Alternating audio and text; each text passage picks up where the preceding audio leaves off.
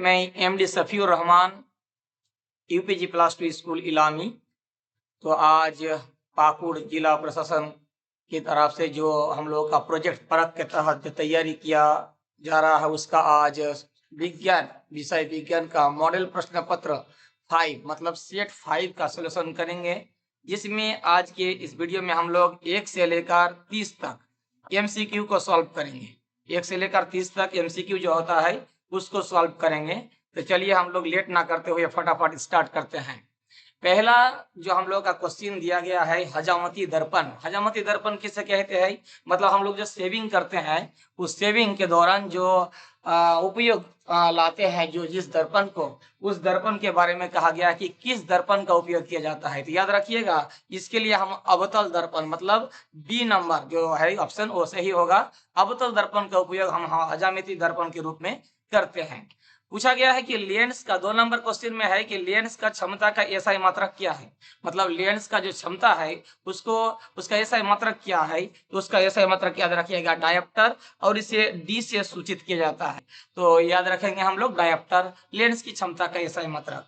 तीसरा क्वेश्चन ये है कि एक अवतल दर्पण की वक्रता त्रिज्या, वक्रता त्रिज्या मतलब क्या हुआ? वक्रता त्रिज्या मतलब हुआ आर, और उसका बोला गया है कि 32 सेंटीमीटर मतलब कितना 32 सेंटीमीटर आपको दिया गया है वक्रता त्रिज्या।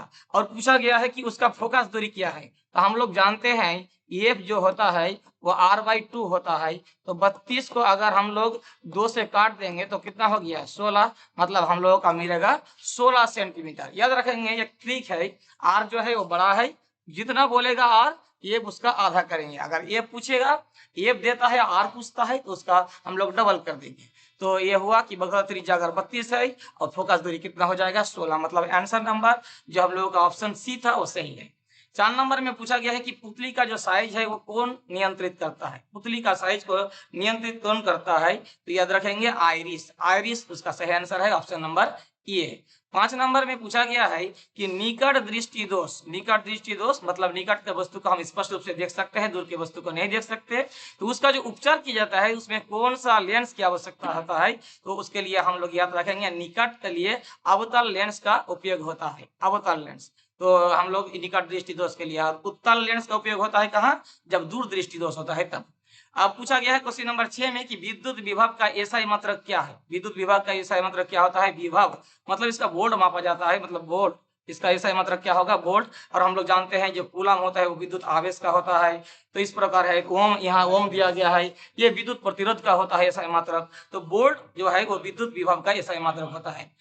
क्वेश्चन नंबर 7 में पूछा गया है कि किसी विद्युत परिपथ में 2 बिंदुओं के बीच जो विभवांतर है उसको मापने के लिए वोल्टमीटर को किस प्रकार संयोजित किया जाता है। याद रखिएगा वोल्टमीटर को हमेशा जो संयोजित किया जाता है वो क्वेश्चन ऑप्शन नंबर ए में है पार्श्वक्रम, और पार्श्वक्रम का दूसरा नाम क्या है? समांतर क्रम संयोजन। तो याद रखेंगे कि विभवांतर मापने के लिए जो वोल्टमीटर का उपयोग किया जाता है वो हमेशा पार्श्वक्रम यानी समांतर क्रम में जोड़ा जाता है, और श्रेणी क्रम में क्या जोड़ा जाता है? याद रखिएगा बच्चों एमीटर को जोड़ा जाता है।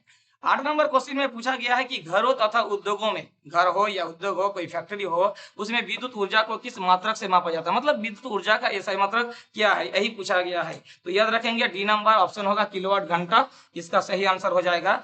विद्युत ऊर्जा का जो एसआई मात्रक है वो किलोवाट घंटा होगा। 9 नंबर क्वेश्चन में आपको पूछा गया है कि विद्युत परिपथ जो है तथा सधित्र जो है विभिन्न प्रकार का यंत्र है, सामान्यतः उपयोग होने वाले सुरक्षा उपाय क्या है, उसको हम किस प्रकार सुरक्षा में ला सकते हैं। तो 9 नंबर का आंसर हो जाएगा, उसमें फ्यूज भी आता है, एमसी भी आता है। अगर हमारे घर में बहुत सारे उपकरण है, विद्युत उपकरण है, तो उसको अगर हम लोग बचा के रख सकते हैं सुरक्षा के लिए, तो उसका क्या क्या उपाय हो सकता है ये पूछा गया था। तो फ्यूज भी होगा, एमसी भी होगा। तो इसका सही आंसर तब क्या हो गया? ऑप्शन नंबर सी हो गया सही आंसर। अब क्वेश्चन नंबर 10 में पूछा गया है कि क्षण चुंबक जो है उसके भीतर चुंबकीय क्षेत्र रेखाओं का दिशा किस ध्रुव से किस ध्रुव की ओर जाता है। तो हमेशा याद रखिएगा ये उत्तर से दक्षिण ध्रुव की ओर जाता है, मतलब ऑप्शन नंबर ये सही आंसर हो गया। इसके बाद हम लोग 11 नंबर में चलेंगे। अब हम लोग चलेंगे क्वेश्चन नंबर 11 में, मतलब 11 नंबर क्वेश्चन में कि जब उपचयन एवं अपचयन साथ साथ होता है तब उसे क्या कहते हैं। तो हम लोग जानते हैं कि उपचयन मतलब ऑक्सीजन का वृद्धि होना, और अपचयन मतलब ऑक्सीजन का ह्रास होना। तो जो अभिक्रिया है उपचयन और अपचयन अगर दोनों एक साथ हो जाता है तो उसे कहते हैं रेडॉक्स अभिक्रिया। क्या कहते हैं? रेडॉक्स अभिक्रिया। मतलब ऐसा अभिक्रिया जिसमें उपचयन अपचयन दोनों एक साथ हो जाएगा उसे कहते हैं रेडॉक्स अभिक्रिया। मतलब ऑप्शन नंबर डी हमारे सही आंसर है। उसी नंबर 12 में चलेंगे कि श्वसन किस प्रकार का अभिक्रिया है। हम लोग जानते हैं कि श्वसन के दौरान हमारे जो है उष्मा निर्गत होता है और इसे कहते हैं उष्माक्षेपी अभिक्रिया। ऐसा अभिक्रिया जिसमें उष्मा क्या होता है? बाहर निकलता है, तो उसे कहते हैं उष्माक्षेपी। तो श्वसन में ऐसा ही होता है ग्लूकोज के विखंडन के दौरान। तो इसका सही आंसर हो जाएगा option number B. Baking soda, soda दो प्रकार का होता है, एक बेकिंग सोडा, एक धवन सोडा। धवन सोडा से हम लोग कपड़ा धोते हैं, धोने का काम करते हैं। और बेकिंग सोडा जो है वो खाने में विभिन्न प्रकार के और कामों में लगता है। तो बेकिंग सोडा जो है वो उसका रासायनिक नाम क्या है? तो इस याद रखिएगा, बेकिंग सोडा का जो होता है वो होता है Na2CO3। ये होता है NaHCO3 सोडियम हाइड्रोकार्बोनेट। तो इसका सही आंसर हो जाएगा ऑप्शन नंबर सी। 14 नंबर में पूछा गया है कि विरंजक चूर्ण का रासायनिक नाम क्या होता है? तो इसका होता है calcium oxychloride, CaOCl2। Calcium oxychloride होता है विरंजक चूर्ण का रासायनिक सूत्र। अगर रासायनिक नाम पूछ दिया गया आपको तो इसमें बोलिएगा कैल्शियम ऑक्सीक्लोराइड। अब आता है 15 नंबर में कि धवन सोडा का रासायनिक नाम क्या है? तो हम लोग पहले बेकिंग सोडा पढ़े 13 नंबर में। 15 नंबर में पूछा गया है धवन सोडा।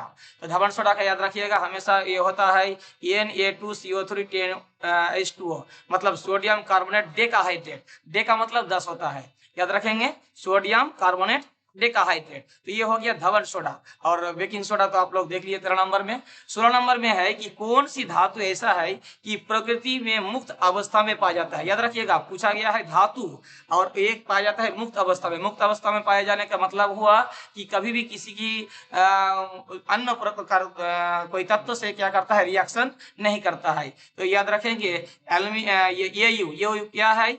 ये यू जो है ये सोना का संकेत है। ये जी क्या है? ये चांदी का संकेत है, चांदी।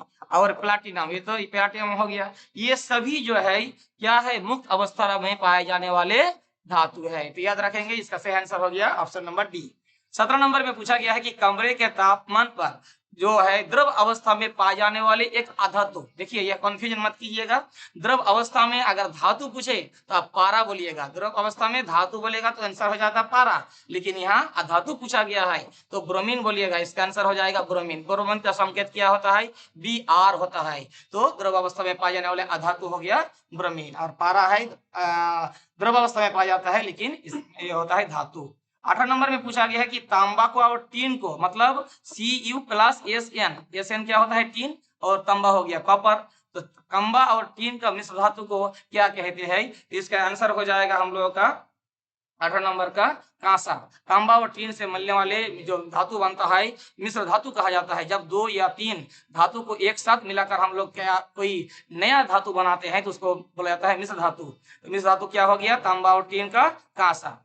इसके बाद 19 नंबर क्वेश्चन में पूछा गया है कि ब्यूटेनॉन, ब्यूटेनॉन याद रखिएगा, ब्यूटेन होता है जो एल्केन समूह होता है, उसका जो प्रियकार्यतम समूह होता है ब्यूटेनॉन में याद रखिए नॉन लिखा है और ये होता है कीटोन ग्रुप। और इसका सही आंसर हो जाएगा ऑप्शन नंबर डी, CO। जब भी आप CO देखिए तो इसका जो प्रक्रिया समूह है वो हो गया आपका कीटोन और वो बन जाएगा ब्यूटेनॉन। इसके बाद आपका इथेनॉन, इस प्रकार बन जाएगा।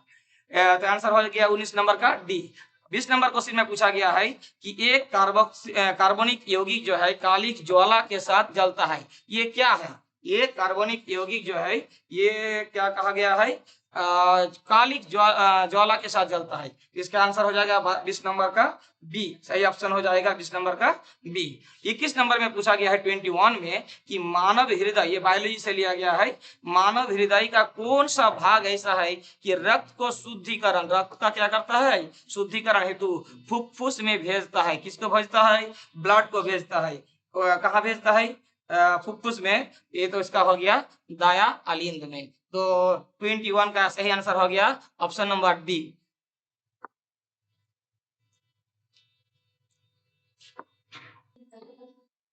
अब हम लोग चलेंगे क्वेश्चन नंबर 22। 22 नंबर में पूछा गया है कि हृदय को घिरे हुए आवरण जो दोहरी झिल्ली का है उसे क्या कहते हैं? उसे कहते हैं पेरिकार्डियम। क्या कहते हैं बच्चों? पेरिकार्डियम। 22 नंबर का सही आंसर हो गया सी। क्वेश्चन नंबर 23 में आ जाते हैं कि कौन आमाशय का भाग नहीं है? आमाशय में जो हम लोग पढ़ते हैं, जब हम लोग पोषण पढ़ रहे थे तब आमाशय के बारे में जो पढ़े थे, यहाँ जो 4 ऑप्शन दिया गया है इसमें से पूछा गया है कि कौन सा ऐसा भाग है जो आमाशय का भाग नहीं है। तो याद रखेंगे जेजुनाम। और ये चला जाता है छोटी आंत में। 24 नंबर में आते हैं क्वेश्चन नंबर में, शरीर का प्रमुख समन्वय केंद्र क्या है? हमारे शरीर का जो है सबसे प्रमुख समन्वय क्या है? हम लोग जानते हैं वो होता है ब्रेन। ब्रेन मतलब मस्तिष्क, जिसे हिंदी में मस्तिष्क कहते हैं, उसे कहते हैं अंग्रेजी में क्या कहते हैं? ब्रेन। तो वही ब्रेन जो है हमारे प्रमुख समन्वय केंद्र है। 25 नंबर में पूछा गया है कि शुक्राणु और अंडाणु।